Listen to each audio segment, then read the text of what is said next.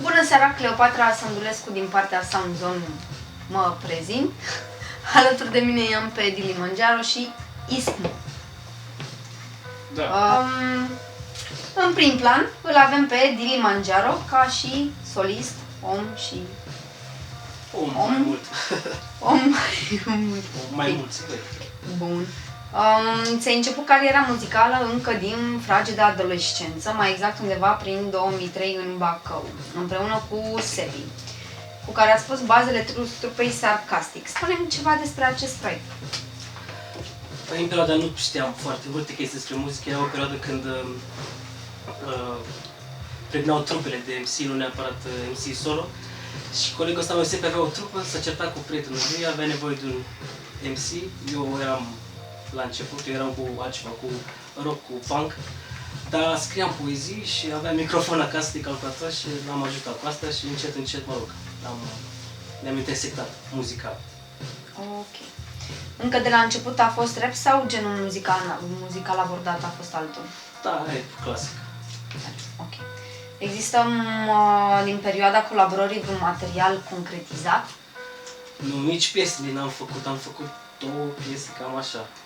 A durat foarte puțin proiectul ăsta, câteva luni, cam așa. Ok. La 2 ani de la înființarea acestui proiect, ai scos un EP împreună cu Grasul Oz, actual bloc alfa de la Misiune de Pedeapsă. Spune-mi puțin despre acest EP. Cum se numește? Se numește Oz 52. Noi ne-am cunoscut în Bacău, prin altă trupă. Ne-am certat cu membrii aia, eu am plecat în Italia. Și, mă rog, vorbeam prin internet, avea și el microfon acasă, aveam și microfon acasă, mai făcea el beat-uri, îmi trimitea și am legat câteva piese să vedem cum merg. Ok. Câte piese conține și care este mesajul pe care îl transmite ascultătorilor? Deci nu mai știu, sincer, câteva 5-6 și noi eram foarte mult cu pe conspirații politice într-o perioadă când cred că nici nu știam foarte multe, despre suflet și, mă rog, cum afectează sufletul și spiritul omului populației. Ok. Știm că din 2006 ai făcut parte dintr-un proiect care s-a numit Epitaf împreună cu Crem și Japonezul, proiect din care au reieșit 3 materiale, dar doar pe 2 din ele a existat formula completă. Să înțelegem că Japonezul nu făcea parte din trupă în momentul în care ați început să lucrați la cel de-al 3-lea material? Da, el s-a gândit că are alte chestii de făcut, nu s-a mai regăsit în muzica aia, dar oricum în ce face el e treaba lui. El este de altfel membru fondator, eu am intrat mai târziu. A durat colaborarea cu el doar cu 2 materiale și... Am înțeles. Cum a fost întâlnirea cu Crem? S-a întâmplat înainte sau după ce m-a apărut la televizor? Am luat în brațe, nici nu, mult înainte. Ne-am ocupat, da. Eram vecini de cartier, dar nu ne știam din cartier. L-am văzut pe un forum Hades Records. Am pierdut nopți acolo pe forumul ăla. Și el mai posta și spunea că e din Bacău. L-am găsit pe High Five în perioada aia. I-am spus că și eu caut MC din Bacău, el mă știa. Și mă rog, mi-a trimis niște piese, i-am trimis și eu și cam mai de acolo și pe acolo. S-a întâmplat ceva? Da. Ok. Ce a adus el nou filmului tău? Adică știm cu toții modalitatea de exprimare a lui ca și artist, o satiră a societății în care trăim, sau cel puțin așa o văd eu. Aceasta a fost și abordarea din perioada respectivă? El nu a fost dintotdeauna așa, el era supărat la început, era supărat pe viață, avea piese așa mai triste, de acolo și numele Epitaf. Asta cu satira de când s-a mutat la București, noi atunci... De când cu teatrul. Da, sunt perturbări adolescenței, cam asta. Ok. Bun. În aceeași perioadă în America, mai exact în LA, apare label-ul ce poartă aceeași denumire. Eram sigur că o să fie și asta. Da, m-am documentat. Apare label-ul ce poartă aceeași denumire ca trupă pe care voi ați înființat-o. Ați fost cumva inspirat de aceștia? Adică... Nu, ideea cu Epitaf a fost că, ți-am spus, erau piese triste și așa de triste încât parcă erau sufletul mort. Și Epitaf fiind mesajul de pe piatra funerară, inima fiind moartă, ăsta era mesajul de pe piatra funerară a inimii. Cam asta era metafora din spatele. Am înțeles. Ce schimbare a adus în viața ta mutarea în Italia și ce te-a determinat să faci acest lucru? N-am mai murit de foame. Okay. Acolo ai întâlnit pe Dementor și DJ Flom, împreună cu care ai format trupa Sens Unic. Care a fost mesajul pe care ați dorit să-l transmiteți publicului? N-am avut un mesaj concret. Noi ne-am bucurat că am găsit alți oameni într-o țară străină cu care putem să ne desetăm atât muzical cât și ca prieteni. Și am făcut în principiu pentru românii din Torino.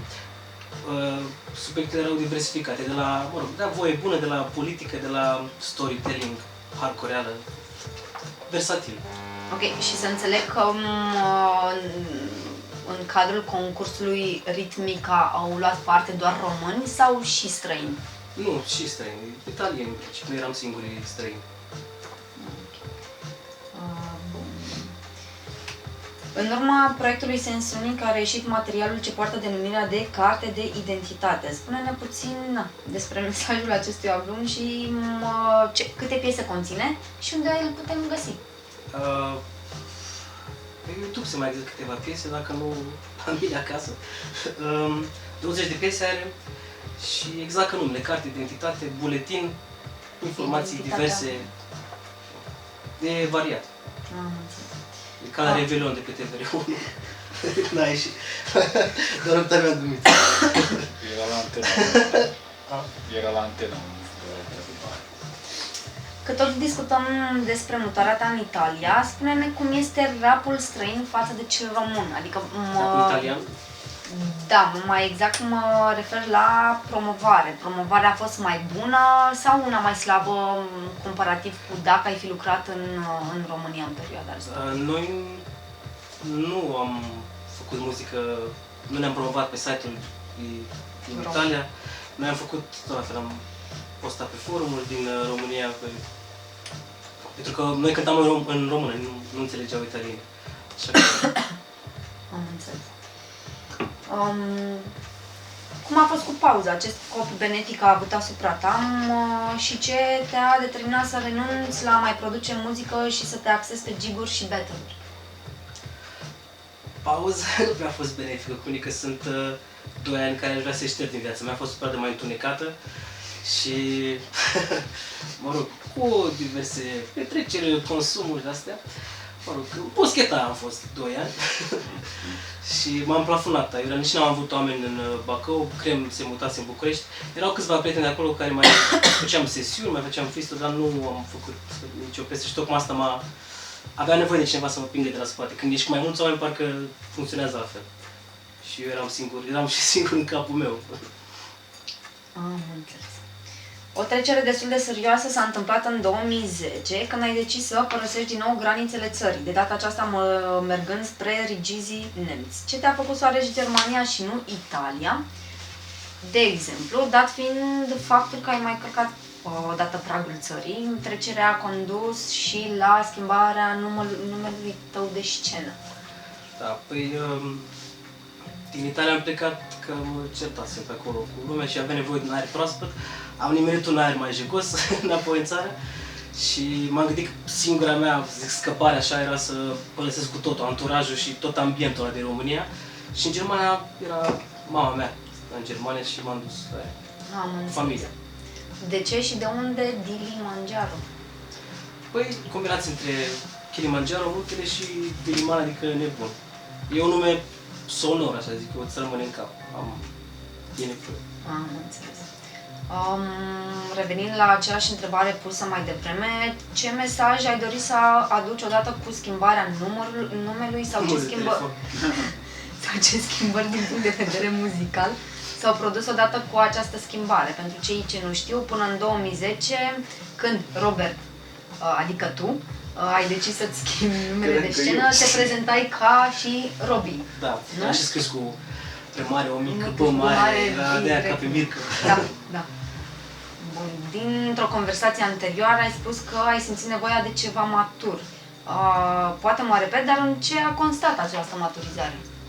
Păi am învățat foarte multe din aia 2 ani care nu mi-amintesc și am încercat să transpun trăirile astea și, mă rog, îmi formasem alte ideologii despre viață, despre divinitate, despre viață în principiu și am încercat să o dau mai departe.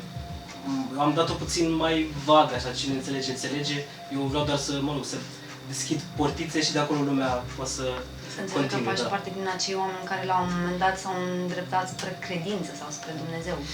Invers. Invers. Dar din cealaltă categorie. Ok. Bun. Sub numele de Dilimanjaro, apropo că l-avem și pe ISC, în scenă, ai scos un album care se numește Curiozitatea a omorât pisica Schrödinger. Ce reprezintă? Adică de unde a venit acest nume? Cum l-ai ales? Bine, asta e și ca o glumă pentru toți ceilalți, cu Curiozitatea, dar pisica Schrödinger asta a fost un fizician, a făcut un experiment prin care a demonstrat că o moleculă atunci când este observată se poate afla în mai multe planuri.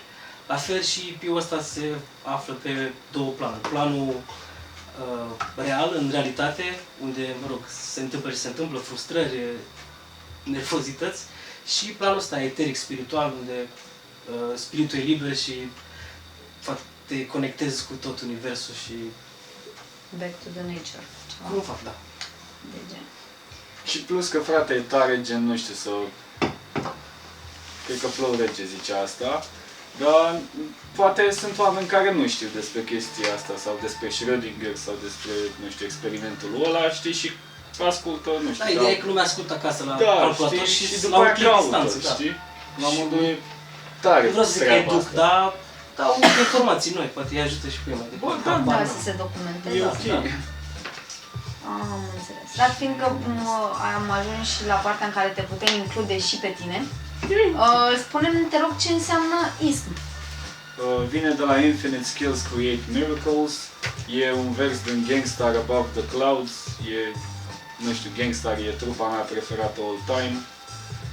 Piesa aia e una dintre piesele mele preferate all time și versul ăla, nu știu, mi se pare că e unul dintre cele mai deștepte din toată muzica, nu neapărat doar din rap, știi? Și e oarecum și un omagiu pentru Gangstar, îmi place super mult Gangstar, nu știu ce să zic, da, de asta e numele ăsta. Am înțeles. Și e prea lung ca să fi fost, știi, Infinite Skills Create Miracles. Este acronimul. Da. Sincer, nu mă interesează așa de mult numele, la modul nu-mi pasă sub ce nume scot sau chestii de genul ăsta, n-am de asta, știi. Puteam să fie și sub nimeni sau un spațiu, știi? Georgica. Da. Dar Georgica nu merge atunci. Păi, da, după numele tău am putea spune că skill-urile aduc miracole lumii întregi. Bă, da, sunt. Miracol auditiv, da. Da, dar nu am fost la modul gen, n-am vrut niciodată să fie la modul gen Infinite Skills, că am eu Infinite Skills, că n-am Infinite Skills, Mă știi? gândesc că probabil te-ai gândit pe general oamenii care au anumite skills-uri. Da, clar, gen, nu știu, creează miracole pentru unii oameni, gen.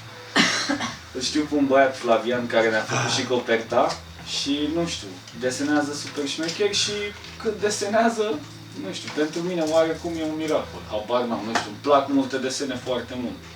Ceea ce e super dubios, nu știu, mi se pare dubios să te regăsești în niște desene. Dar în unele, cred că te regăsești și ți ajung la suflet și alea. Pe forma aia, nu știu. Am înțeles. Când ai luat prima dată contact cu muzica ca și producător și ce genuri muzicale ai practicat? Nu știu, acum câțiva ani am început să... Cred că primul beat l-am făcut pe la 13 ani, dar era super nasol, era o prostie, la modul un loop. Asta în urmă cu cât timp? Am 23 de ani, deci acum 10 ani. Și era făcut în Soundforge. Dacă știe cineva programul ăla, era fix o prostie. Și de atunci, nu știu, am tot încercat să caut, să aflu mai multe despre cum se face și tot așa. Serios pot spune că, nu știu, m-am apucat anul trecut După ce mi-am luat clapă și, nu știu, atunci a însemnat pentru mine începutul, oarecum. Pe ăla, da, frate. Mare clapă. Nu, dar pe ăla îl consider eu începutul. Nu știu, dar aveam oarecum o cunoștință despre, nu știu, ce presupune. Și în afară de producție, cu ce te mai ocupi? Cu muncă. Muncești? Da. Ca ce? N-are voie, te Bă. bagi și masca, da? Dar nu pot să zic ce fac. Lucrez la o companie mare de IT și nu zic că e mare, știi, ca să mă dau eu mare, că nu e a mea. Dar e mare, frate. Și Chiar. cum se îmbină corporatism? Bă, nu știu, nu mă deranjează deloc chestia asta, la modul, nu mă consider corporatist de ăla. Adică e primul, nu, dar nu sunt ăla, frate, știi, fără viață. E primul job la care chiar simt că pot să fac și ce vreau eu să fac în timpul meu liber, știi? Și știi, e tare că, bă, munca te învață multe lucruri. Te educă? Da, și nu știu, te responsabilizează maxim. Poate unii dintre noi o să afle odată cum o fi asta. Ok. Ce colaborări ai avut și ce colaborări vor urma? Cu Dilimanjaro. Alt album, să înțeleg, pe lângă cel deja... Nu, noi abia ne-am cunoscut, ca să zic așa. De câteva... Cred că e a doua oară când ne vedem. Exact, da, nici ne-am văzut asta, am venit în concediu să-l și cunosc. Am înțeles. Mi-a arătat niște beat-uri pe SoundCloud, mi-au plăcut mai mult, am zis să facem un proiect. Și cam mai a fost, nu știu, e primul om căruia am dat un Abia am beat. început cumva, ca proiectul ăsta. Și cred că, nu știu, sper să mai fie la modul... Cred că o să mai fie. Să mai fie. Și nu stau să-mi aleg. Nu am o colaborare cu cineva sau ceva în plan. Habar n-am. Cine vrea beat-uri, eu îi le dau. Nici măcar nu cer bani pe ele. Știi, nu am căutat niciodată să fac bani din asta. Deocamdată. Ca și corporatism. Nu. Dar la modul, nu știu, nu vreau să fac bani din asta. Ies bani Că e vorba aia, face muzică Oho. pentru bani sau bani pentru muzică? Sau...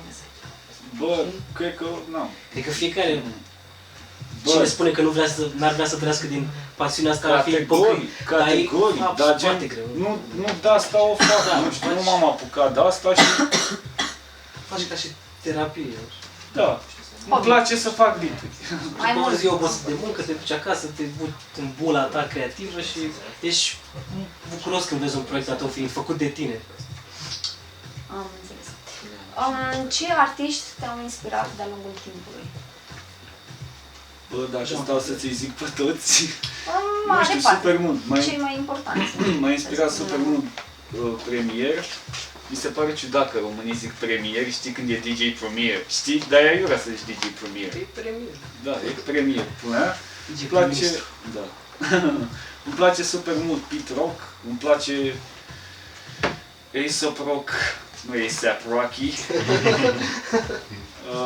Îmi place super mult cum produce. MF Doom, care e the motherfucking shit, la modul MF Doom rupe și Pentru ca toți MC. mascații. Da, da.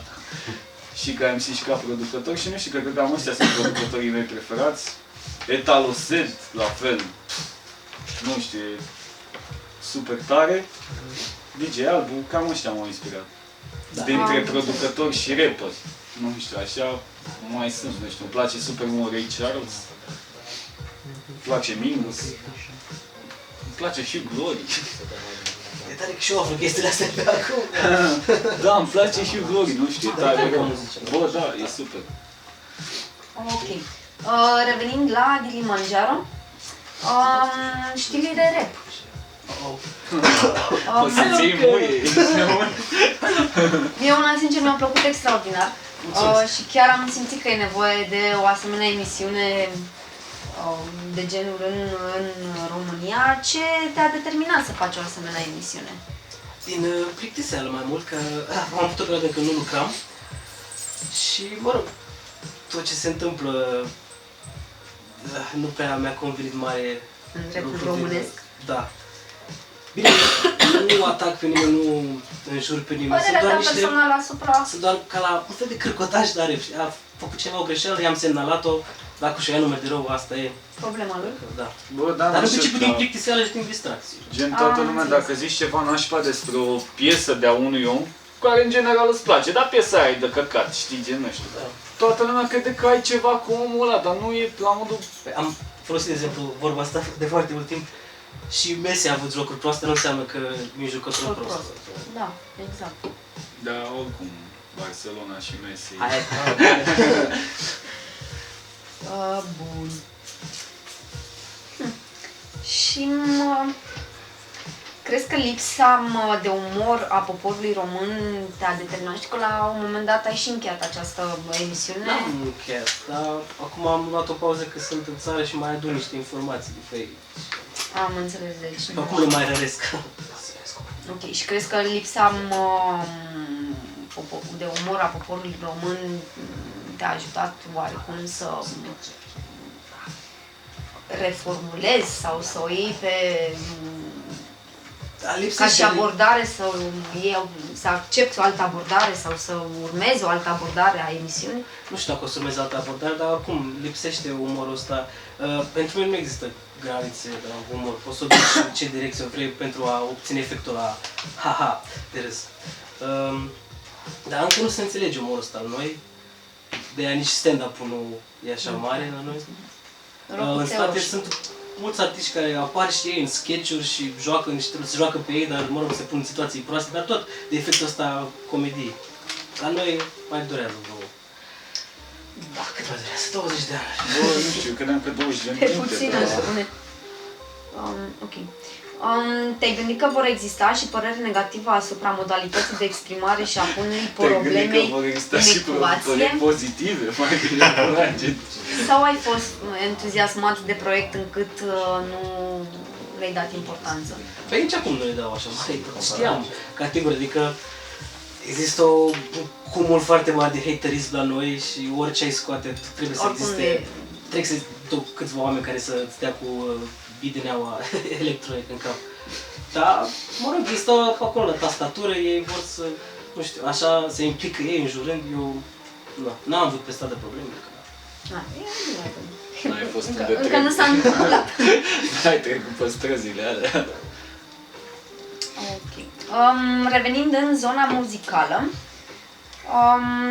aici o să vă întreb amândoi care sunt părerile voastre, care este părerea voastră în ceea ce privește direcția muzicii din România, în special underground, hip-hop, rap, dar și cea comercială de mainstream. Eu o văd bine, adică există de toate pentru toată lumea. Încet, încet sunt mulți artiști care fac pragul mainstream, care, mă rog, e important în cariera unui artist. Asta e pragul motor, acum na, dacă faci compromisuri e treaba ta. Dar se fac concerte, se fac festivaluri, am văzut prin mulți artiști. Fenomenul de battle rap a luat amploare imensă acum în ultimii 2 ani. A ieșit și Mike Cegu, Dobrescu la radio, deci avem de toate pentru toată lumea. E spre bine, eu sunt optimist acum. Da, comparativ cu 2000... Gen, nu știu cum e industria muzicală. Eu ascult muzica care îmi place mie și în continuare se face în România. Altă muzică nu prea ascult decât ce îmi place mie. Și eu aia să face în continuare, la modul, nu știu, oamenii zic că, bă, rap-ul românesc e așa și așa, dar nu e chiar așa și așa, e chiar tare. La nivelul de underground, da, există. Da. Nu se fac bani încă pentru toată lumea, dar na. Da, și nu timpul. Răbdare să avem.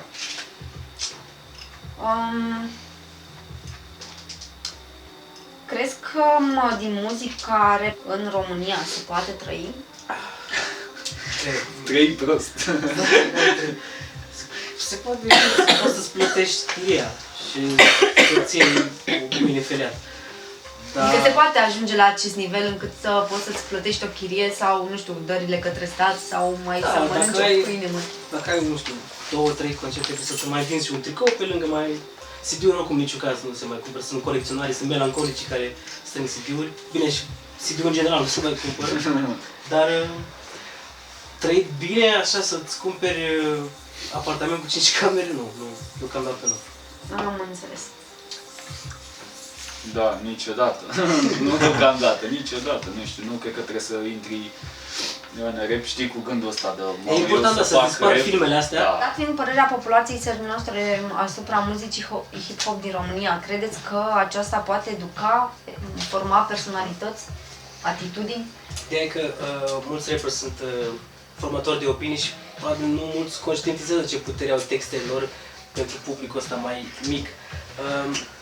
Nu consider că rapperii sunt modele de urmat, poate nu, unii au niște idei excelente, dar important e ca fiecare să-și înțeleagă singur ideologia vieții sale și dacă rezonează cu muzica artistului, e ok, dar să nu urmeze Ad drumul. literam. Da, exact.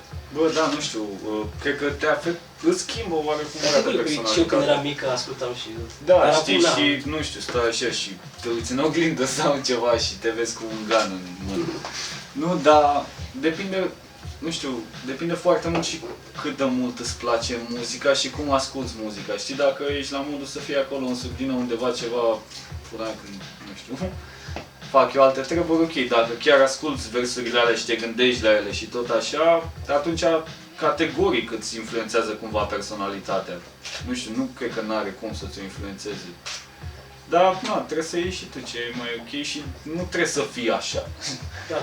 Nu trebuie să bați Oamenii au femei scris să... sau au făcut Da. piesele într-o anumită stare și, mă rog, dacă tu n-ai trecut prin starea lor, poate Da, ar trebui să urmezi. nu știu, toată lumea ia literam absolut toate dumele și nu e chiar așa la modul. Bine să seama că artiștii ăia, în momentul ăla îi spun că asta e corect și restul Da, nu e. exact. Dar fiecare trebuie să fie original în gândirea sa. Asta. Da, nu poți să, nu știu, ai citit o carte și gata, te dai după cartea aia, știi, așa e. Exact. Am înțeles. Vorbim de educație. Ce părere aveți despre noile generații venind de după Revoluție și despre ceea ce se întâmplă în învățământ în zilele noastre? Credeți că în prezent se învață la fel de multă carte ca pe vremea în care tu erai adolescent sau... Eu încă sunt adolescent, Încă mă consider ești adolescent. adolescent. Ok, iar în cazul în care nu se mai învață, care ar fi motivele? Bă, eu, Pentru nu care- știu, eu... Legal. Da, i-am omorât. Eu consider, frate, că școala trebuie să fie la modul să te facă oarecum și aici cred că are un mare rol profesorul să te facă să vrei tu să înveți, știi? Pentru că dacă, nu știu, zice ăla niște chestii mecanice, da, o să-ți intre în cap, dar ți intre absolut degeaba. Iar despre noile generații, nu știu, nu prea cunosc așa de mulți oameni mai mici decât mine. Adică cunosc și unii sunt ok, unii sunt Ca retardați. să mă iau după cum scriu pe internet, nu e cam Da, sunt niște cretini, dar nu trebuie să te iei de Sau după din asta. videoclipurile care tot apar pe la televizor, copii care își bat profesorii sau îi Bă, jignesc. dar asta cred că au existat și atunci, frate, nu știu, gen... Poate nu-și băteau profesorii Și atunci băteau la cu- cap profesorii. Da, O altă modalitate de a bate pe cineva. dar nu știu, ăștia nu... Eu refuz să cred că ăștia sunt tinerii, știi? Da, ăștia sunt o mână de oameni, Da, dar eu câțiva. zic că avem și minți Da. clipitoare. Trebuie să fie, îți dai seama, Da, la sunt. modul... Avem foarte... Nu știu, dacă te uiți la oia și zici, bă, așa sunt toți, nu cred că faci bine. Nu știu, cred că sunt și oameni ok. Categoric. Da. Ok. Credeți că mass media a ajutat la involuția pe plan cultural a țării noastre? Categoric. Păi se promovează non-valoarea asta, o spun toată lumea, adică...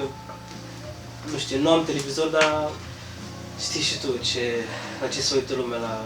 Cum este... Bă, frate, Capatos, stai că am nu știu. văzut eu unul Can- mai can- cu Capatos. Era cu un malerist care venise, frate, cu mașina, avea o mașină în platou. La televizor și venise măsalul ăla să-i dea cu bastonul în mașină, coi. Nu, da, clar, sunt niște... În principiu, cei care au alte mentalități s-au mutat pe internet și... Bă, nu se mai uită la televizor. Da, nu se mai uită nici pule la Ok, televizor. televizorul ăla că... Nu face Ai închis bine. televizorul ăla? Uite aici. Sau dacă nu-l închizi măcar vinde să-ți iei și tu. Închide-mă televizorul meu, zi. Nu știi ce face orice copil, normal. Asta e o întrebare pentru Dilimanjaro. Ce ai aduce din țările în care ai locuit? Ce ai schimbat și ce nu ai schimbat la țara noastră? Nu știu ce nu aș ceva schimba. frumos, nu știu, aduci și Cu tu. amintire. Turnul de pista, aduci și tu. Consider că românii sunt destul de autentici, dar muzical, uite, în Germania, ideea asta de a ieși pe piață și a-ți vinde produsul tău, pentru că asta, până la urmă, asta e meseria ta și e normal să trăiești din asta. La noi nu sunt case de discuri, nu... În Germania, de exemplu, ți se oferă un buget, în bugetul ăla ar trebui să te încadrezi în videoclipuri, în promovare. în promovare, așa, și de acolo scoți produsul. Mulți fac, de exemplu, pachete de CD cu un CD cu instrumentale, un DVD la concerte, un tricou, o foiță OCB, ceva și ca să atragă lumea. Și asta se cumpără. E nevoie de mai multă înțelegere către muzica asta, pentru că e o muzică care vorbește, nu e un ritm repetat. Nu am înțeles. Și spre final, o să vă rog pe fiecare în parte sau împreună să transmiteți un mesaj ascultătorilor noștri. Dăm un colin, dar... Păi, ascultați muzică bună, ce considerați voi că e bună, ce vă zic eu. Uitați-vă pe Sound Zone, băieți la început, o să vedeți voi. Sănătate și nu vă mai bateți, mă, de morți. Și nici nu vă mai înjurați, nu vă mai otrăviți sufletele și, da, nu știu, fiți oameni buni. Și închid televizorul ăla, ți-am spus. Da, mai ales asta. Sau poți să vin să-ți iei droguri. Mai există mereu și opțiunea asta. Da, și cam atât. Pace, iubire, peace, love, unity and justice for all, cum era un vers.